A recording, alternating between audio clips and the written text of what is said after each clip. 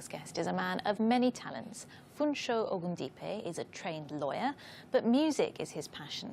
As a pianist and composer for the Afrobeat band Ayetoro, he finds justice in the bass and treble clefs of the musical scales. His sound is distinctly Nigerian, yet steeped in the traditional notes of American jazz. Funsho joins me now. And the meaning is,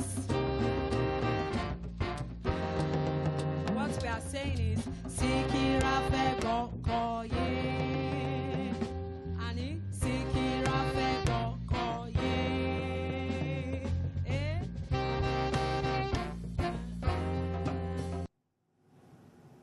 And that is the sound of Ayetoro. This is Funsho's new album. Funsho, thanks so much for joining us. Good morning.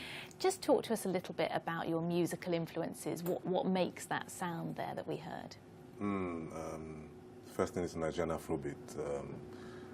People like Fela Kuti, Orlando Julius, and the jazz greats, Thelonious Monk, Miles Davis, the great Sonra. And those so, kind of people, yeah. How big is the jazz scene in Nigeria? Interesting question. It's small, but I don't play jazz.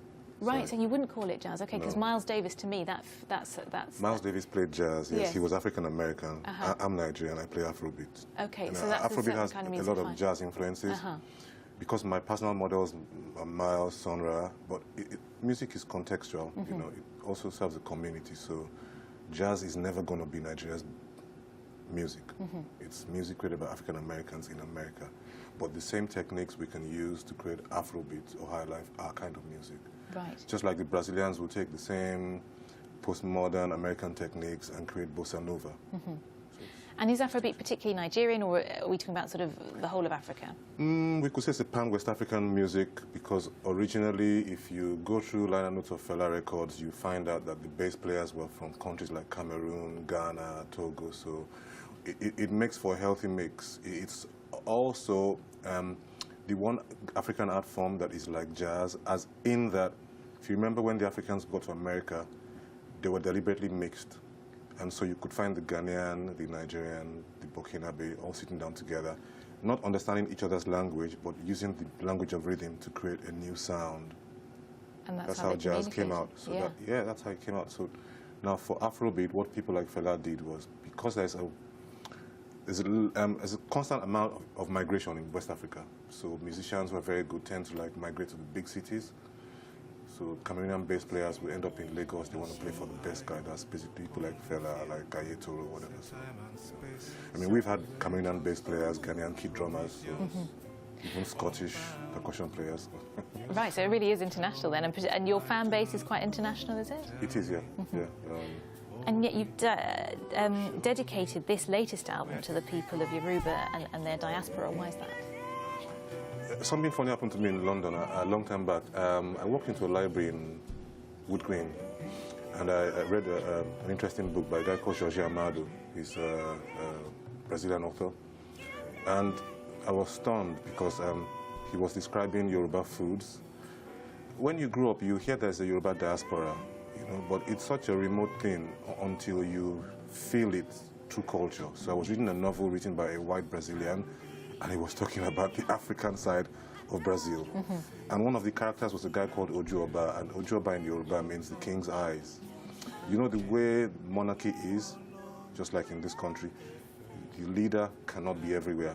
So they normally have, like, you know, people who act as like their eyes and ears, the observers. So that's basically what this is. Okay. Now, it's not just music that you're into. You're writing your first novel, which you call an Afrobeat novel. What do you mean by that? Afrobeat is the soundtrack that, you know, pervades the entire book. So there are allusions to different things. It's a detective novel. It's noir fiction. But it's set in a time in Nigeria when people like Fela Kuti and the original Afrobeat innovators were alive.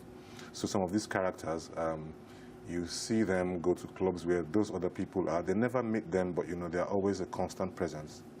What strikes me so interesting about your career is that you came to it late. You were a lawyer first. What was it that meant that you went that path and then changed so dramatically? Maybe background, you know. If you're born into, like, anywhere in the world, you're born into, like, maybe like a middle class or upper middle class background, you know. there's certain things that like you're not expected to do. But your parents were supportive when eventually you did do it? Like most parents, they ask themselves hard questions, you know. But let's just say we all found the right answers. Okay, well, definitely the right answer because you're doing so successfully now. Let's just Thank you. recap on that album, Ayetoro, and it's out now by Funsho Ogundipe. Thank you so much for joining us on Arise Television. My pleasure. Thank you.